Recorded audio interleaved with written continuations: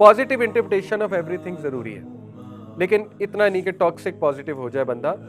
देखिए यही तो पूरा सीरीज थी, being positive, how to be positive. तो पॉजिटिव इंटरप्रिटेशन ऑफ एवरीथिंग जुमले होते हैं।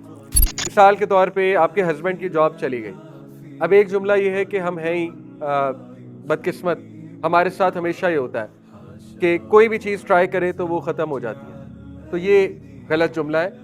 आप ये कहें कि देखिए इट्स वेरी हार्ड।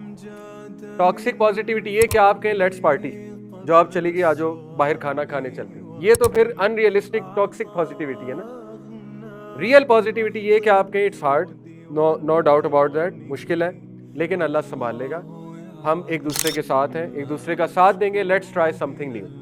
इसको पॉजिटिव रीफ्रेमिंग कहते हैं, अपने जुमलों को रीफ्रेम करना। और ये बाकायदा सिखाया जाता है, साइकोलॉजिस्ट ये सिखाते हैं पॉजिटिव रीफ्रेमिंग, कहते हैं नहीं ये जुमला गलत है, इसको रीफ्रेज करो।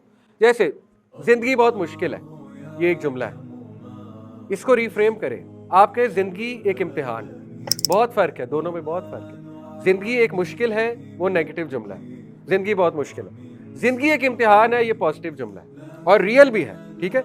टॉक्सिक पॉजिटिविटी ये जिंदगी पार्टी है, ये गलत जुमला है, ये अनरियलिस्टिक जुमला है, ठीक है। जिंदगी एक इम्तिहान है, ये रियलिस्टिक जुमला है, पॉजिटिव जुमला भी है। तो इसी तरह आपके मेरा वक्त ही बुरा चल रहा है, मेरा वक्त ही बुरा चल रहा है, नेगेटिव जुमला।